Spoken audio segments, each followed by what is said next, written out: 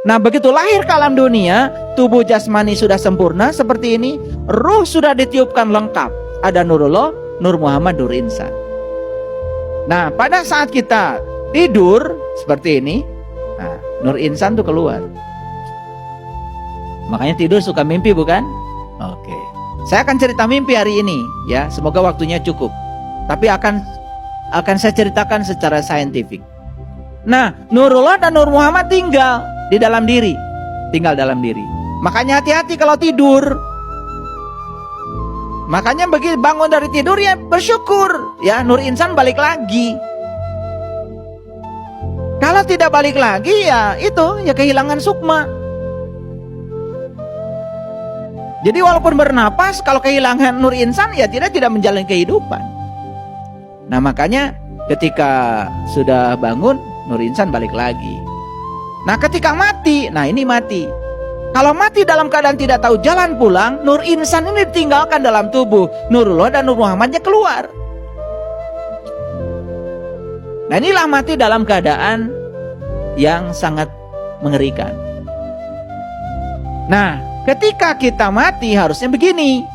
Nurullah, Nur Muhammad, Nur Insan gumulung meninggal. Keluar semuanya. Sehingga tubuh ini kosong. Nah, tubuh yang telah berhasil mengantarkan ketiganya menjadi gumulung manunggal, innalillahi wa inna ilaihi rajiun, tubuh ini diterima dengan senang hati oleh bumi. Maka tubuhnya itu tidak lama di bumi. Hanya 40 hari sudah diterima oleh bumi. Nah, itu namanya mulih kajati mulang ke asal. Nah, sempurnalah kembali ke alam asal. Nah, inilah yang disebut dengan keabadian. Gitu. Nah, semua manusia itu ingin agar dia bisa mencapai keabadian yang semacam ini. Nah, tetapi banyak yang tidak tahu caranya. Disitulah perlu bimbingan seorang guru. Guru yang sudah mursyid tentu saja. Guru yang sudah mengalami. Bukan orang yang mengajarkan kita nyebrang ke laut sementara dia sendiri belum pernah nyebrang laut. Ya, tetapi kok banyak yang percaya ya sama dia. Luar biasa. Ya. Saya sering mengatakan kalau calo itu nggak pernah tahu tempat yang dituju. Jangan dikira loh di Cicahem calo yang bilang Garut pernah ke Garut. Mungkin belum pernah ke Garut. Tapi selalu ngajak kita ke Garut. Bahkan menunjukkan ini bis ke Garut. Padahal dia belum pernah ke Garut. Mungkin. Namanya juga calo. Paham ya? Nah, kita balik lagi ke sini. Jadi kemana jiwa itu pergi? Tentu saja jiwa itu menyatu kembali ke alam asalnya, memenuhi ayat innalillahi wa inna ilaihi rajiun. Kembali ke kekosongan kembali. Bisa mengerti? Oke, kita lanjutkan. Nah, gimana caranya supaya jiwa itu tahu tempat asalnya? Disitulah kita harus latihan mati selagi hidup. Nah, itulah pentingnya kita latihan mati selagi hidup. Gitu. Baik para sahabat. Ini episode yang berbeda. Saya akan cerita tentang kematian secara utuh sekarang. Kematian itu sesungguhnya adalah pengingat. Ulangi. Kematian itu sesungguhnya adalah pengingat. Mengapa begitu? Kematian itu selalu dekat. Dan kematian itu persis seperti bayangan kita. Iya. Pernah nggak kita berpisah dengan bayangan? Gak pernah. Nah, kematian itu dekatnya dengan kita seperti bayangan dengan kita. Kematian itu. Cuman kita mungkin tidak menyadarinya.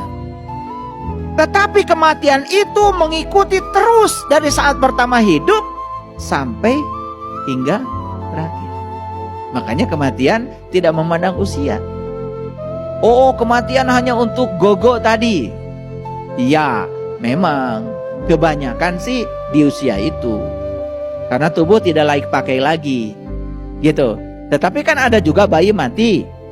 Ada juga orang yang usianya belasan tahun meninggal. Ada juga umur likuran meninggal. Kan gitu. Ya. Jadi tidak memandang usia. Nah, kematian itu adalah proses. Sebagaimana hidup adalah proses. Dan mereka berjalan bersama. Jadi kematian dan kehidupan itu bukan sesuatu yang terpisah. Persis seperti dua roda yang bergerak membawa itu gerobak. Coba gerobak yang ditarik oleh delman. Kalau rodanya cuma satu, nggak jalan. Karena rodanya dua, jalan. Nah, kehidupan dan kematian itu seperti itu, ya, berjalan beriringan seperti dua roda yang menggerakkan delman. Jadi bergeraknya delman karena ada dua roda. Tidak ada kematian kalau tidak ada kehidupan. Tidak ada kehidupan kalau tidak ada kematian. Jadi kematian dan kehidupan itu seperti kita dengan bayangan. Jadi pahami bahwa sebetulnya kematian itu bukan sesuatu yang terpisah dari kehidupan. Lihat saya semuanya. Sekarang saya sedang bernapas.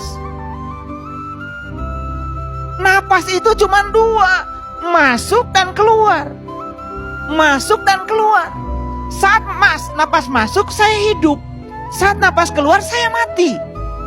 Saat napas masuk saya hidup. Saat napas keluar saya mati.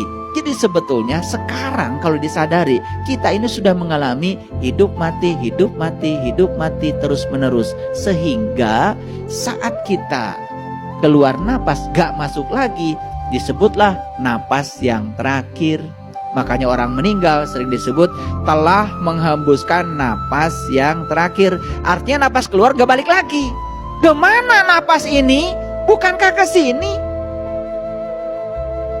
Kemana napas ini? Bukankah ke sini? Ke sini.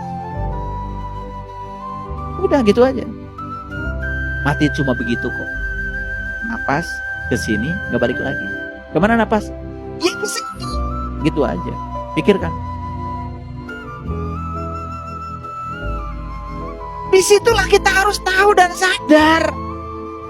Orang yang mengatakan Allah itu sebagai sosok yang ada di langit, gak masuk akal. Bagaimana belum bisa menjangkau? Tuh di sudut sana. Ada nyamuk sedang bertelur. Tidak mungkin dia bisa bertelur tanpa kehadirannya. Sosok bagaimana bisa menjangkau semuanya? Maka beliau bukan sosok. Beliau adalah ini. Tidak ada satu peristiwa pun yang tidak ada kehadirannya.